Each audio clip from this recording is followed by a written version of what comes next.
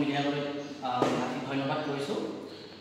আজি আপোনালোকক ইয়াত মতাৰ মূল কাৰণটো হৈছে আমাৰ পশ্চিম কাৰ্বি আংলং যেটো কাৰ্বি লাংটি হাইড্ৰ ইলেক্ট্ৰিক প্ৰজেক্ট তাত আমাৰ 39 জন 39% সিকিউৰিটি গাৰ্ড তেওঁলোকে 2007 চনৰ পৰা বৰ্তমানলৈকে 17 আৰু 18 বছৰ হ'বলৈ গৈ আছে। তেওঁলোকে নিজৰ কৰ্মটো কৰি আহিছে, কিন্তু এতিয়া NEWS বুলি যিটো কোম্পানী আছে সেই কোম্পানীয়ে এটা এবছৰৰ কাৰণে আমাৰ এই কাৰ্বি লাংটি হাইড্ৰ ইলেক্ট্ৰিক প্ৰজেক্টৰ সৈতে তেওঁলোকে এতিয়া এগ্ৰিমেণ্ট কৰা হৈছে।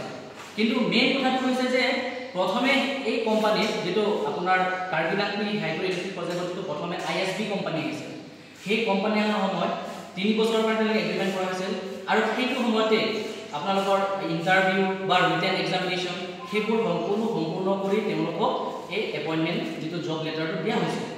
তাৰ পৰা আহিছে আকৌ আপোনাৰ ৰোবকপ কোম্পানী বুলি আহিছিল, সেইটো 4 বছৰ ঠিক তেনেদৰে কাম কৰিব কাৰ্বি লাংটি হাইড্ৰ ইলেক্ট্ৰিক প্ৰজেক্ট হৈতে।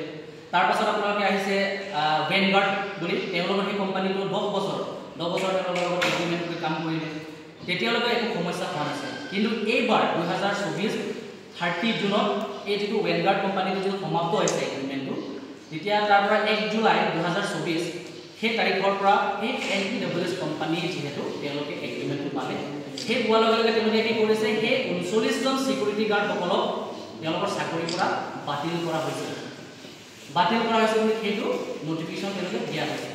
কিন্তু ইয়াত ভাবিবলৈ কথা যে কিয় এই চাকৰিৰ পৰা তেওঁলোকক বাতিল কৰা হৈছে, যিহেতু সেই প্ৰথমৰ ISB কোম্পানী অহাৰ পৰা এতিয়ালৈকে তেওঁলোকে তাতে কৰ্মৰত হৈ আছিল, তাতে তেওঁলোকে নিজৰ আধা জীৱন তেওঁলোকে হাফ লাইফ তাতে স্পেণ্ড কৰে, তাতে মানে গোটেইটো জীৱনটো কটা নাই।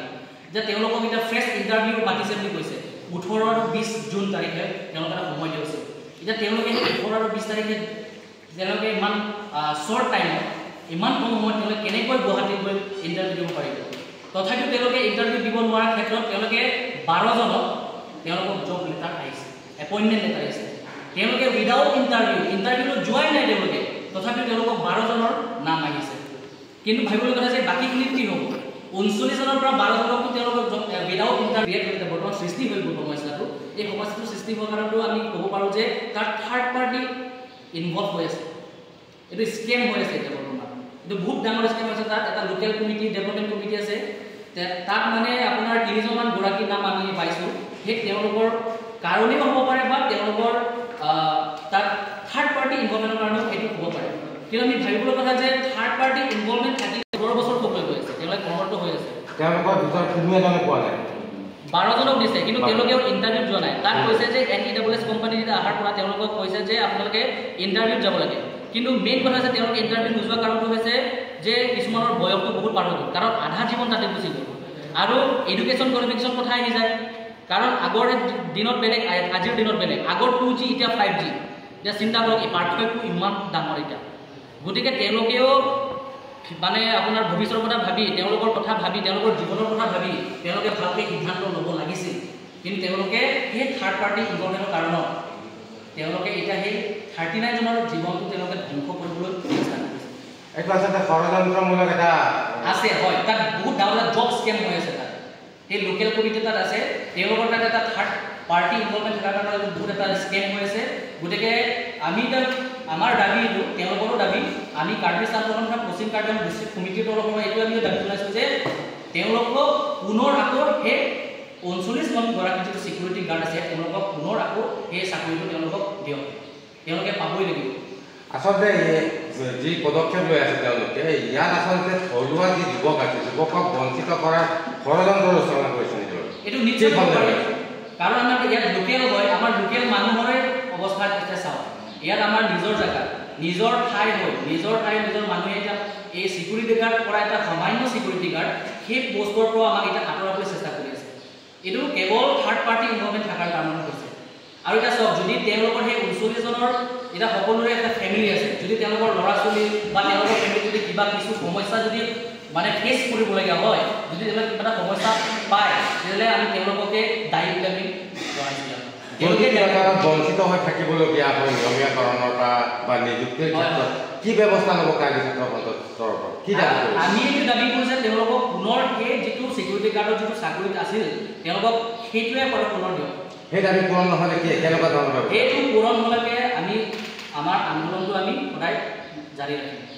আৰু দ্বিতীয়তে আৰু এটা কথা যে কাৰ্বি পৰিষদ আছে কাৰ্বি পৰিষদৰ অধীনত এটা এলেকাত যিটো প্ৰকল্প আছে প্ৰকল্প তেনেধৰণৰ এক ঘটনা সংঘটিত হৈ আছে যাৰ পৰিপ্ৰেক্ষিতত আচলতে থলুৱা যুৱক বঞ্চিত হ'ব গৈ আছে।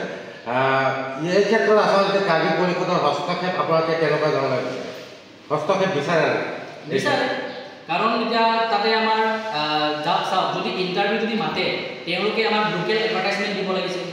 লোকেল এডভাৰটাইজমেণ্ট দিয়া হোৱা নাই, নিউজ পেপাৰত দিয়া হোৱা নাই। তেওঁলোকক অকাস্মিকভাৱে তৎক্ষণাত তেওঁলোকক 18 তাৰিখে তেওঁলোকক নটিফিকেশ্যন জাৰি কৰিছে যে আপোনালোকে 18 আৰু 20 তাৰিখে আপোনালোকৰ তাত ইণ্টাৰভিউ মাতা হ'ব আৰু আপোনালোকৰ 30 জুন লাষ্ট ডেট। আপোনাৰ এতিয়া চাকৰিটো 30 জুনৰ পাছৰ পৰা আপোনালোকৰ নাথাকিব।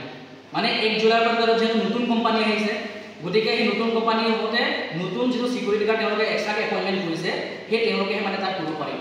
কাৰ্বি পৰিষদে কেনেকুৱা ধৰণৰ মানে ব্যৱস্থা লোৱা আপোনালোকে বিচাৰে? এইটোৱে যে তেওঁ যে আমাৰ সেই 39 জনৰ আমি সেই নতুনকৈ যিটো এপইণ্টমেণ্ট দিছে আমাৰ একো সমস্যা নাই, আমাৰ একো প্ৰব্লেম নাই। কিন্তু আমি এইটো বিচাৰোঁ যে সেই 39জন যিটো গৰাকী চিকিউৰিটি গাৰ্ড তেওঁলোকক মানে এইটো অতি সোনকালে আমি আৰু বেছি দিন নৰখোঁ, অতি সোনকালে তেওঁলোকক মানে এই চাকৰিটো আকৌ পুনৰ দিব লাগিব। আমি এইটোৱে দাবী জনাইছোঁ।